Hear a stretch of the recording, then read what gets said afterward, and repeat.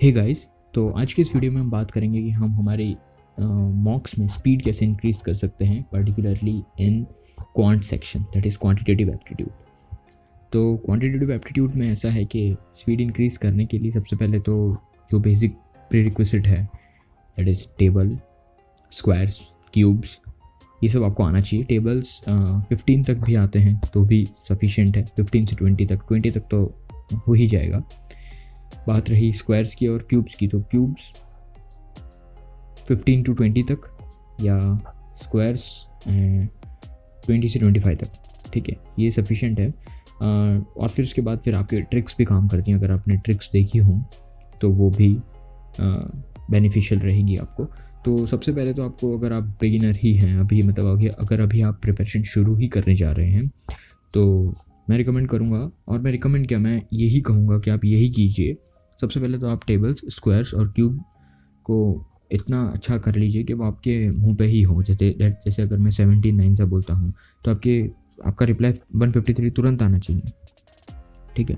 तो इस तरीके से आप कर लीजिए, और स्क्वायर्स भी और क्यूब्स भी इसी तरीके से। और सारे यूट्यूब पे जाकर आप शॉर्टकट्स देख लीजिए। बहुत सारे फैकल्टी ने अपना वीडियो अपलोड कर रखा है शॉर्टकट के लिए, addition, subtraction, multiplication, division, square, cube root, square root, ये सब का आप ऑनलाइन यूट्यूब पे जाकर सर्च करेंगे तो आपको आसानी से मिल जाएगा। तो वो सारी ट्रिक्स जो हैं वो आप एक बार कर लीजिए। और फिर आता है percentage to fraction, that is, अगर मैं आपको बोलूँ कि 37.5 क्या होता है, तो 1/8 आपका आना चाहिए, ठीक है। इस तरीके से 1/8 नहीं, 3/8, 37.5 3/8 होता है, वो आपको आना चाहिए, मुँह पर होना चाहिए आपके, ठीक है। इस तरीके से होता है। तो ये आपका फर्स्ट टास्क रहेगा अगर आप बिगिनर हैं तो। और अगर आप इंटरमीडिएट हैं, अगर आप पहले से कुछ ना कुछ कर रहे हैं प्रिपरेशन इसके रिगार्डिंग या और भी किसी एग्ज़ाम्स के रिगार्डिंग, तो अगर आपको बैंकिंग पे स्पेसिफिक होकर प्रिपेयर करना है तो ये आपको आता ही होगा, ये मैं एज्यूम करके चलता हूँ। ये फर्स्ट चीज़ हो गई, ठीक है। ये एक्चुअली प्री रिक्विजिट में आता है, ये तो आना ही चाहिए। इसके बाद हमारी रियल प्रिपरेशन शुरू होती है। अब अगर ये आ जाएगा तो अब हमको आना है क्वांट में जो एक्चुअल चैप्टर्स होते हैं, दैट इज़ जो सिलेबस में जो चैप्टर्स हैं, दैट इज़ परसेंटेज हो गया, एवरेज हो गया, रेशियो प्रोपोर्शन हो गया, मेंसुरेशन हो गया, प्रॉफिट लॉस, ये सब, इन सब पे आपको अब आना है। तो इन सब पे आने के लिए आपको सबसे पहले स्टार्टिंग कहाँ से करनी है, ये मैं ऑर्डर आपको बता देता हूँ। अगर ये ऑर्डर से आप चलेंगे तो आप कम टाइम में ज़्यादा सिलेबस कवर कर सकते हैं, ठीक है। तो ऑर्डर ये रहेगा, सबसे पहले तो आपकी प्रीरिक्विजिट कंप्लीट हो जानी चाहिए। सेकेंड थिंग आपका आता है ratio and proportion. Third, percentage. Ratio and proportion और परसेंटेज, ये दो अगर आपको आ गए तो समझ लीजिए आपका प्रीलिम का ऑलमोस्ट 80% सिलेबस क्वांट का कवर हो चुका है, ठीक है। बिकॉज क्वांट में 10 to 15 मार्क्स के सिंप्लीफिकेशन, मतलब मिसलिनियस आते हैं। मिसलिनियस कैसे हो गए? Simplification, wrong number, missing number, approximation, ये सब आपके मिला करके 10 से 15 मार्क के तो यही होते हैं, मतलब 15 मार्क के होते हैं अगर आप क्लैरिकल लेवल की बात करें, और अगर आप पीओ लेवल की बात करें तो 8 to 10 मार्क के ये होते हैं, ठीक है।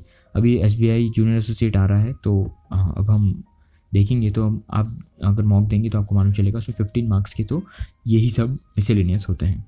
देन कम्स डी आई 2 आ ही जाती हैं, तो वो अभी 10 मार्क की, तो डी आई 10 मार्क की और ये 15 मार्क का, तो कितना होगा? 25 मार्क का। अब सिर्फ बचता है वो 10 मार्क, वो है अर्थमेटिक। अब जो डी आई की बात जो मैंने की है, वो 10 मार्क आपको ratio and proportion and percentage से ही मिल जाएंगे, क्योंकि उसमें ज़्यादा कंसेप्ट नहीं लगते हैं स्पेसिफिकली, अगर मैं प्रीलिम की बात करूँ तो। और अगर हम क्लर्क की बात करते हैं प्रीलिम में, तो और लेवल ईजी आता है। उसमें तो बस खाली एडिशन, सब्ट्रैक्शन, एवरेज और परसेंटेज और रेशियो ही निकालना होता है। तो बस अब अगर आप रेशियो एंड प्रोपोर्शन करेंगे तो आप देख लीजिए आपका कितना अमाउंट का सिलेबस कवर हो गया है।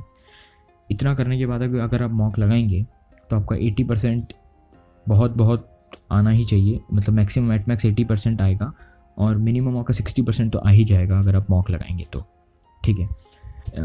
क्वांट की स्पेसिफिक मैं बात कर रहा हूँ यहाँ पे। अब इसके बाद फिर आप और चैप्टर्स पे जंप कर सकते हैं, जैसे कि हो गया टाइम एंड वर्क। अब इसके बाद फिर आपको अपने हिसाब से आपको कस्टमाइज़ करना है कि आपको अब और कौन सा नेक्स्ट चैप्टर लेना है। इसके बाद आप अपना स्ट्रॉन्ग चैप्टर जो आपका स्कूल टाइम में स्ट्रॉन्ग रहा होगा, वहाँ से स्टार्ट कीजिए। किसी का टाइम एंड डिस्टेंस स्कूल में स्ट्रॉन्ग रहता है, बोर्ड्स एंड स्ट्रीम किसी का रहता है, किसी का प्रोबेबिलिटी और मेंसुरेशन रहता है, तो इसके हिसाब से आप अपना कस्टमाइज़ करके इसको आगे आप बढ़ाइए। और मॉक यो नहीं कि प्रिपरेशन पूरी कंप्लीट करने के बाद ही मॉक लगाना है। मॉक आप इतना आपका हो जाए, जितना मैंने बोला प्री रिक्विजिट और रेशियो प्रपोर्शन एंड परसेंटेज, इतना कंप्लीट होने के बाद आप मॉक लगाइए और लगाना शुरू कर दीजिए। उसके बाद फिर आपका कैसा रहता है वो आपको रिज़ल्ट मिल ही जाएगा। किस हिसाब का आपका रहता है वो आपको ऑटोमेटिकली आपको एनालिटिक्स आपके मॉक्स शो करेंगे, ठीक है। और इसी के साथ साथ आपको अपना एरिथमेटिक जो है उसको कंटिन्यू करना है।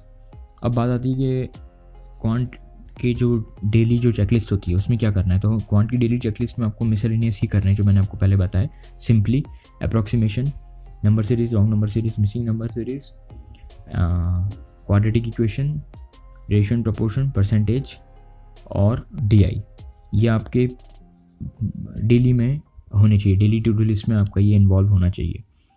अब इससे क्या होगा, इससे आपकी कैलकुलेशन स्पीड बढ़ेगी और जितनी कैलकुलेशन स्पीड ज़्यादा होगी उतने आप ज़्यादा नंबर ऑफ़ क्वेश्चंस लगा सकेंगे वो पर्टिकुलर 20 मिनट्स के बैंडविड्थ में, ठीक है। तो ये इम्पॉर्टेंट है कि आप मिसलेनियस पहले ही कर लें और वो भी फटाफट, उसके बाद फिर आप DI और एरिथमेटिक पे आएँ। अब बात करते हैं सीक्वेंस के, मॉक का सीक्वेंस कैसा होना चाहिए। तो मॉक का सीक्वेंस इस तरीके से होना चाहिए। सबसे पहले हमको जैसे ही मॉक खुलता है तो हमको ये सर्च आउट करना है कि हमारे मिसलेनियस कौन से हैं। मिसलेनियस में क्या क्या इन्वॉल्व होता है वो मैं आपको बता देता हूँ। Simplification, approximation, quadratic equation, wrong number, missing number.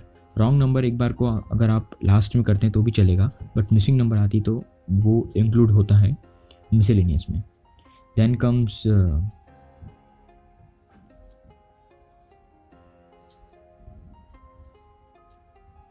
शायद अप्रोक्सीमेटली इतना ही है, ठीक है। देन कम्स DI, फिर अब आपको DI पे आना है। DI आप देखेंगे तो आपको जो सबसे इजी लगेगी वो ऑलमोस्ट क्लरिकल लेवल पे तो दोनों जो DI आती है वो इजी ही होती हैं, तो वो दोनों DI आपसे एक ही वन गो में बन जाएगी। उसके बाद फिर आपको एरिथमेटिक अटेंड करना है। अब एरिथमेटिक में आपको सबसे पहले अपना स्ट्रॉन्ग पॉइंट देखना है। ये चीज़ आपको जब जितना मॉक देंगे उतना आ जाएगा कि आप विदिन 15 to 25 सेकेंड्स, जो स्टार्टिंग के 15 to 25 सेकेंड्स होते हैं जब भी कोई नया क्वेश्चन पे आप आते हैं, उसके जो फर्स्ट 25 सेकेंड होते हैं उसमें आपको पता लग जाना चाहिए कि सवाल आपसे होगा या नहीं होगा। आधे मिनट से पहले अगर आपको लग जाता है कि होगा तो उसको कंटिन्यू कीजिए, नहीं होता तो फटाक से स्विच कर दीजिए दूसरे क्वेश्चन पे, रुकना कहीं नहीं है, ठीक है। इस तरीके से अगर आप करेंगे तो आपका अटैम्प्ट ज़्यादा होगा। अब जो मैं मॉक पे बात कर रहा था उसमें एक बात यह है कि मार्क फॉर रिव्यू को आपको बहुत अच्छी तरह से इस्तेमाल करना है। अगर आप जैसे आपका क्वांट का मॉक खुलता है उसमें अगर फर्स्ट अरिथमेटिक आता है तो आपको नेक्स्ट करना है, सेकंड क्वेश्चन पे जाना है, ऐसे तब तक जाना है जब तक कि आपको मिसलेनियस ना मिल जाए। मिसलेनियस जैसे ही मिलते हैं उनको सॉल्व करो। अब इस दौरान आपको ये हो सकता है बीच में अरिथमेटिक आए, बीच में DI आए। जैसे कि आपने स्टार्टिंग करा, आपको पहले अरिथमेटिक दिखे, आपने नेक्स्ट करा, फिर DI आ गया। तो DI जैसे ही आता है उसके फर्स्ट क्वेश्चन पे आपको मार्क फॉर रिव्यू कर देना है, फिर आगे बढ़ते जाना है। फिर जब तक मिसलेनियस नहीं आता है तब तक आगे बढ़ना है, फिर मिसलेनियस को सॉल्व करना है, और फिर मिसलेनियस एक बार हो जाता है उसके बाद फिर वो DI जो आपने मार्क फॉर रिव्यू किया है उसको पहले करना है। देन फिर जितने बचे हुए सम्स होते हैं जो मोस्ट प्रोबेबली अरिथमेटिक के ही होंगे उसको सॉल्व करना है, ठीक है। इस तरीके से अगर आप सॉल्व करेंगे तो आपका देखेंगे कि आप क्वेश्चन सिलेक्शन जो है वो आपका बहुत अच्छा हो गया होगा और आप कम टाइम में ज़्यादा क्वेश्चंस को सॉल्व करने के काबिल हो गए होंगे। और अगर ज़्यादा क्वेश्चन सॉल्व करेंगे और विद एक्यूरेसी, अगर आपकी एक्यूरेसी अच्छी है, वो विद टाइम मॉक्स अगर आप देंगे तो आपकी एक्यूरेसी भी फॉर श्योर अच्छी हो ही जाएगी। तो इसके हिसाब से फिर आपकी एक्यूरेसी भी बढ़ती जाएगी एंड अटैम्प्ट्स भी बढ़ते जाएंगे, तो ओवरऑल मार्क्स भी इंक्रीज़ हो ही जाएंगे। इसी चैनल पे मैं लाइव मॉक सॉल्व करूँगा, so stay tune for that and thanks for being here.